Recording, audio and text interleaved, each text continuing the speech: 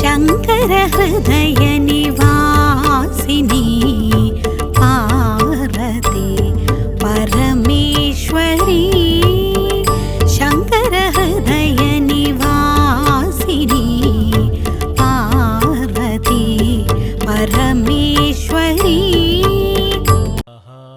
జై జగన్మాత దేవి బగళాముఖి.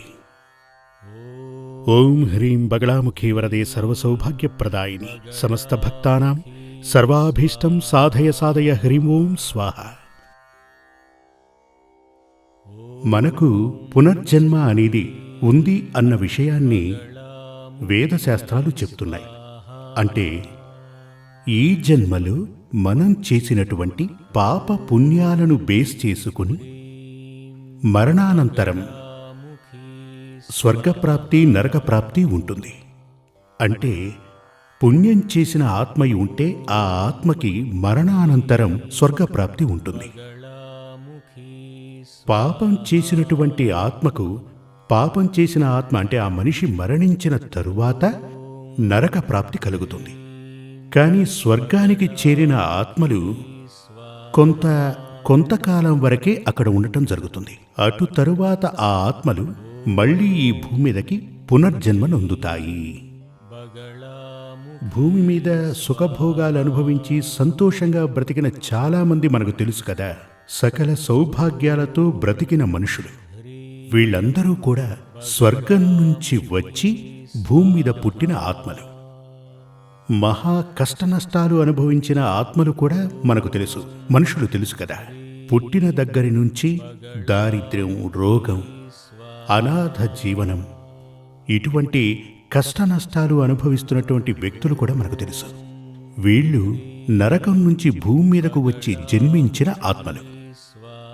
ఇలా స్వర్గం నుంచి భూమి మీదకు వచ్చి జన్మించిన ఆత్మలకు కూడా, అలాగే నరకం నుంచి భూమి మీదకు వచ్చి జన్మించిన ఆత్మలకు కూడా సుఖదుఖాలు ఉంటాయి.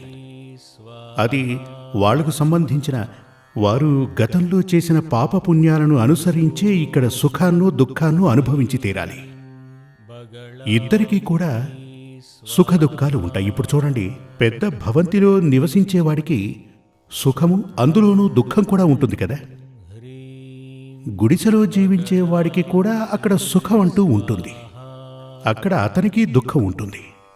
అంటే స్వర్గం నుంచి వచ్చి పునర్జన్మ పొందినటువంటి ఆత్మ అయినా కూడా, నరకం నుంచి వచ్చి పునర్జన్మెత్తిన ఆత్మ అయినప్పటికీ సుఖమో దుఃఖమో ఇక్కడ అనుభవించి తీరాలి. ఈ సుఖ దుఃఖాలు ఎప్పుడు వస్తాయి అంటే, చెప్పాలంటే మనం జన్మిస్తున్నప్పుడు పాప పుణ్యాలు రెండూ కూడా. ఇప్పుడు దుకాణాలకు వెళ్తే మనం ఏదైనా కొనాలి అనుకున్నప్పుడు త్రాసులో తూచి మరీ ఇస్తూ ఉంటారు కదా. ఇప్పుడు ఒకవైపు కిలో రాయిని, మరోవైపు ధాన్యాన్ని పెట్టిస్తుంటారు కదా. అందులో ఆ త్రాసులో సమానంగా ఉండాలి. ఆ నీడిల్ ఇలా ఉంటుంది, ఇలా ఉంటే కరెక్ట్గా ఉన్నట్టు. ఒకవైపు ఒరిగింది అంటే ఆ తూకం సరైంది కాదు. అదేవిధంగా ఆ ఈశ్వరుడు మనకు జన్మని ఇచ్చినప్పుడు, మనం జన్మిస్తున్నప్పుడు పాపపుణ్యాలు సమానంగానే ఉంటాయి. దీనిని పలువురి దగ్గర పరమేశ్వరుడు అడుగుతాడు, నీకు పాపపుణ్యాలు ఉన్నాయి కదా, నువ్వు పాపాన్ని అనుభవిస్తావా లేక పుణ్యాన్ని అనుభవిస్తావా, పాప ఫలాన్ని అనుభవిస్తావా పుణ్యఫలాన్ని అనుభవిస్తావా అని అడగటం జరుగుతుంది. ఇదే విధంగా పలు రకాల ఆత్మల వద్ద ఈశ్వరుడు అడిగి తనకు ఇష్టానుసారంగా జన్మలను అందించిన విధానం మనకు మహాభారతంలో కనబడుతుంది. ఇప్పుడు ఒకతను నాకు ముందుగా పుణ్యఫలము అనుభవించాలని ఉంది అని అడిగినప్పుడు తనకు ఆ జీవితం లభిస్తుంది. అది తన జాతకం చూస్తే తెలుస్తుంది. తన జాతకంలో శుభగ్రహాలు పరిభ్రమిస్తూ ఉంటాయి. శుభగ్రహాల పరిభ్రమణం, వీటి గురించి మనందరం వినే ఉంటాం. ఒకరికి 40 ఏళ్ల వరకు రాజయోగం, తర్వాత దరిద్రకాలం. దాని అర్థం ఏమిటంటే ఆరంభకాలంలో అతను చేసినటువంటి పుణ్యఫలం అనుభవించాలి.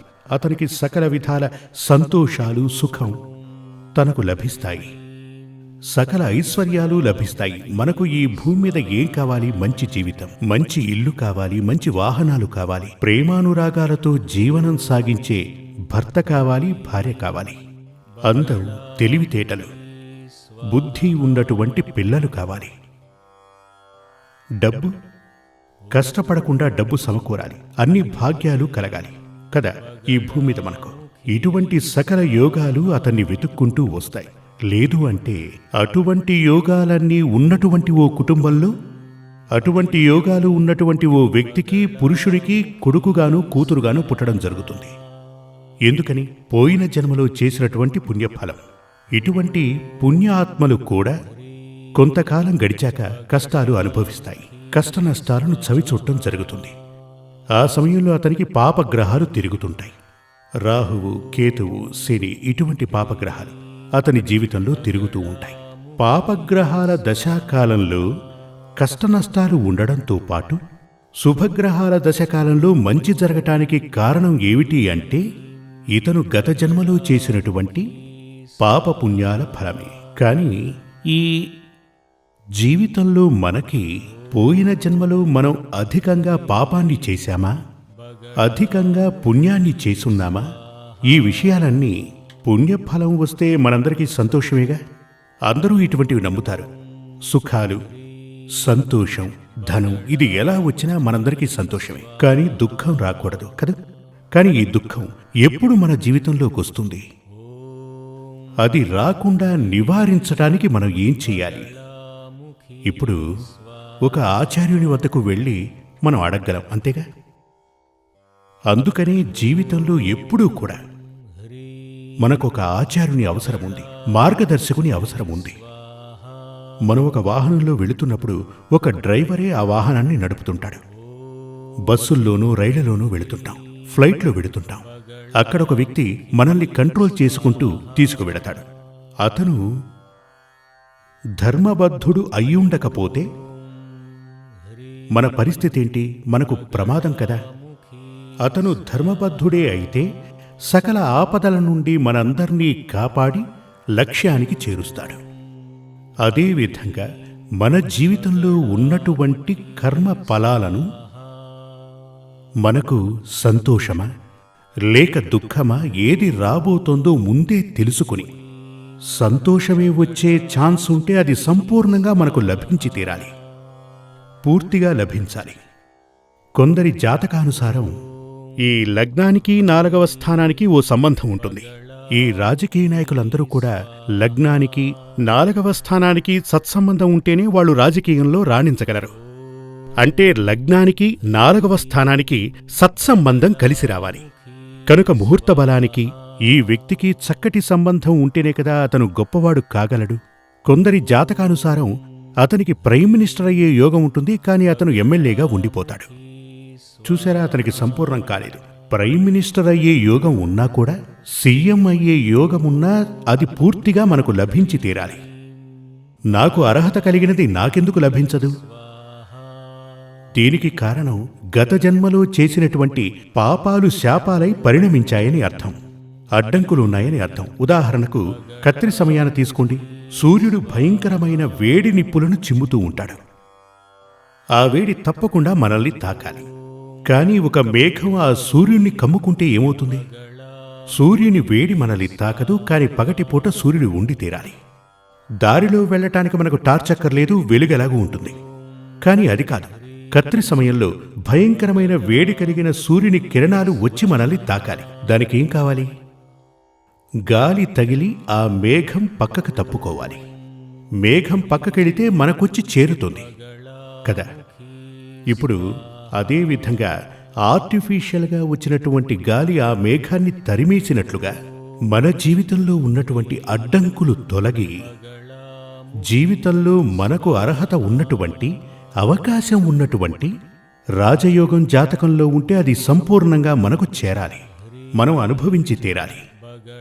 అదేవిధంగా మీకు మీ జాతకంలో ఇలాంటి యోగాలున్నాయి. అవి మీకు లభించకపోవటానికి కారణాలు ఇవి. వాటిని తప్పిస్తే ఇవి మీకు లభిస్తాయి. అలా వివరంగా చెప్పాలంటే జ్యోతిష్శాస్త్రం తెలిసిన ఆచార్యుడు మీకు లభించాలి కదా. లేకపోతే ఎలా చెప్పగలడు? రామాయణం చదివితే చెప్పగలడా? భారతం చదివితే చెప్పగలడా? భాగవతం చదివితే చెప్పగలడా? అదేం కుదరదు. మీ యొక్క జాతకాన్ని చదివిన ఆచార్యుడు వారే ఇది చెప్పగలరు. కొన్ని ప్రమాదాలు వస్తూ ఉంటాయి. అవి వ్యక్తులకి వచ్చే అవకాశం ఉంది, గ్రామానికి వచ్చే అవకాశం ఉంది, దేశానికి కూడా వచ్చే అవకాశం ఉంటుంది. రాష్ట్రానికి, కుటుంబానికి ఏ ప్రమాదం వచ్చినా సరే వాటిని గుర్తించడానికి ఓ దారంటూ ఉంది. కానీ ఒక కుటుంబానికి రాబోయేది, ఒక రాష్ట్రానికి రాబోయేది, ఒక దేశానికి రాబోయేది అలా అంటే వాటి గురించి తెలియాలంటే జాతకం చూస్తే సరిపోదు, ప్రశ్న వేసి చూడాల్సి ఉంటుంది. అలా గనక చూస్తే ఏ ఏ దోషాలు రాబోతున్నాయి, ఆ దోషాలు రాకుండా ఉండటానికి ఏం చెయ్యాలి, అవి తెలుసుకుని అలా చేయవలసి ఉంటుంది. అలా గనక చేస్తే ఏమవుతుంది? ఆ దోషాల నుంచి మనకు విముక్తి లభిస్తుంది. కొంతమంది చెప్తూ ఉంటారు, కర్మఫలమే కదా, అనుభవించనివ్వండి అని. అది మూఢత్వం. ఇప్పుడు మీకొక వ్యాధి వచ్చింది అనుకోండి, హాస్పిటల్కు వెళ్ళి ట్రీట్మెంట్ చేసుకుంటే ఏమవుతుంది? త్వరగా ఆ వ్యాధి నయమై మీరు బయటకు వస్తారు కదా. ఒక వ్యాధి వచ్చినప్పుడు దానికి ట్రీట్మెంట్ చేసినట్లుగానే దోషాలు జాతకంలో ఉన్నాయి అంటే వాటికి తగిన పరిహారాలు చేయవలసి ఉంటుంది. ఆ పరిహారాలు చేస్తే గనక ఆ దోషాలు తొలగిపోతాయి. కానీ ఇక్కడ కూడా ఓ చిన్న విషయం ఉంది చూడండి. అదేమిటంటే, ఇప్పుడు ఒక వ్యక్తికి ఓ ఆచార్యుల వారు చెప్తారు, నీకు 18 ఏళ్ల వయసులో లేక 40 ఏళ్ల వయసులో ఒక ప్రమాదం అంటే యాక్సిడెంట్ జరగబోతోంది అని చెప్తారు. నేను ఉదాహరణ చెప్తున్నా. ఆచార్యుల వారు మీ జాతకాన్ని చదివి చెప్తారు, 40 ఏళ్ల వయసులో మీకు ఓ ప్రమాదం జరగబోతోంది, జాగ్రత్తగా ఉండండి అని. అప్పుడు అది రాకుండా ఉండటానికి ఏం చేయమంటారు స్వామి అని అడుగుతారు. అప్పుడు వారు వాటికి పరిహారాలు చెప్పి వాటిని మీతో చేయించి వాటిని పరిష్కరిస్తారు. 40 ఏళ్లు దాటి 41, 42 వచ్చిన తరువాత ప్రమాదమే జరగకపోతే అప్పుడు మీరు ఏమంటారు? అవునవును, ఆయన నన్ను మోసం చేశాడు, ఏదో పెద్ద ప్రమాదం రాబోతోంది అని చెప్పాడు, పెద్ద ఎత్తున డబ్బులు తీసుకున్నాడు, పూజలు చేశాడు, డ్రామా అలా అని చెప్తూ ఉంటారు కదా. ఒకవేళ అదే సమయంలో అంటే ప్రమాదం ఉందని ఆ ఆచార్యుడు మీకు చెప్పిన సమయానికి ఒక సైకిలు, ఒక 2 వీలరు వచ్చి మిమ్మల్ని గనక గుద్దుకొని చిన్నపాటి ఏదైనా గాయమై బ్లడ్ అంతా పోయిందనుకోండి, మెడికల్ షాపుకు వెళ్ళి ఓ టించర్ రాసుకుంటే అది పోతుంది. అవునవును, అప్పుడు స్వామివారు చెప్పారు, అలాగే జరిగింది అంటారు.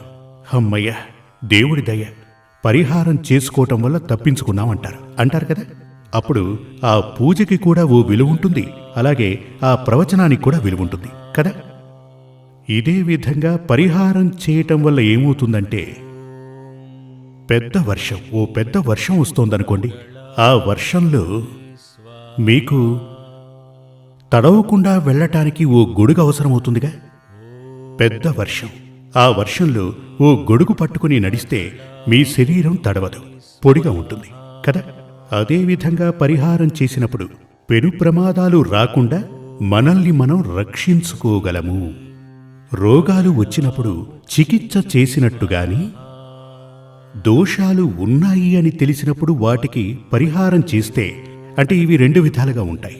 ఒకటి దోషం రాకుండా చేసే పరిహారం, మరొకటి దోషాలు వచ్చిన తరువాత వాటి నుంచి బయటపడటానికి చేసేటువంటి పరిహారం.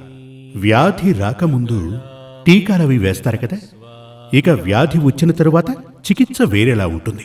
అదేవిధంగా దోషాలు రాకుండా ఉండటానికి పరిహారాలున్నాయి, దోషం వచ్చిన తరువాత దాని ఉపశమనానికి పరిహారాలున్నాయి. మనిషి అనే వాక్కుకి అర్థం మననం చేసేటువంటి వాడు, అంటే చింతించే హృదయాన్ని కలవాడని అర్థం. మనుషులుగా ఉన్నటువంటి మనం ఇదంతా కూడా మన కర్మఫలం అనుకుని చింతించకుండా ఉండటానికి భగవంతుడు మన జీవితానికి ఓ స్క్రిప్ట్ ఇచ్చాడు. ఇదంతా కూడా ఒక నాటకం అనే చెప్పాలి. జీవితం ఓ నాటకం. ఈ నాటకానికి సూత్రధారి ఈశ్వరుడు. ఆ ఈశ్వరుడు నడిపే నాటకం ఇది. ఈ నాటకంలో మనకు మన స్క్రిప్ట్ మన చేతికి ఇవ్వటం జరిగింది. ఇదివరకటి రోజుల్లో నాటకాలు అవి నడిచేవి. ఆ నాటకంలో చూడండి, డైరెక్టర్ వచ్చి ఒక్కొక్క నటి, నటుడు వీళ్ళందరికీ కూడా మీ డైలాగులు ఎలా ఉండాలి ఏంటని ఓ స్క్రిప్ట్ ఇస్తూ ఉంటాడు. దానిని చదివే వేదిక మీద వారు నటించవలసి ఉంటుంది. అదేవిధంగా మనం ఇక్కడ ఎలా జీవించాలి, ఏ విధంగా జీవిత గమనం సాగించాలి, అసలు ఏమేం చేయాలి, దీనికి గాను మనం పుట్టకముందే భగవంతుడు మన తలరాతని లిఖించడం జరిగింది. అదే మన స్క్రిప్ట్. దాని ఫోటో కాపీనే జాతకం. దానిని నేను మాత్రమే కాదు, మీరు చదవచ్చు. మీరు చదివితే ఎందరో మహానుభావులైనటువంటి ఆచార్యవర్యులు మన దేశంలో చాలా మంది ఉన్నారు. అటువంటి వారిని వెతుక్కుంటూ వెళ్ళండి. మీ జీవితంలో ఎప్పుడూ సంతోషమే ఉంటుంది, దుఃఖం దరిచేరదు. కరుణామయుడైన ఆ దేవుడు ఈశ్వరుడు మనకిది ఎందుకిచ్చారు అంటే, నీవు సమస్యలు లేకుండా జీవించాలని. నీ యొక్క పాప ఫలాలు నిన్ను తాకకుండా ఉండటానికి. దానికున్న ఒకే ఒక మార్గం ఇది. అందుకే ఈశ్వరుడు మనం పునర్జన్మనెత్తి వస్తున్న సమయంలో మనకు జీవితమనే స్క్రిప్ట్ని మన చేతిలో పెట్టి పంపారు. జై జగన్మాత దేవి బగళాముఖి. శ్రీ సూర్యమంగళం అద్వైత వేద విద్యాపీఠంలో తాంత్రిక పూజల్లో సిద్ధహస్తులైన ఎందరో ఆచార్యులు అమావాస్య, పౌర్ణమి రోజుల్లో ప్రత్యేక యాగాలు నిర్వహిస్తారు. ఈ యాగాల్లో పాల్గొనడం ద్వారా తల్లి శ్రీ బగళాముఖీదేవి అనుగ్రహం వల్ల సర్వదోషాలూ పోయి సకల సౌభాగ్యాలు మనకు కలుగుతాయి.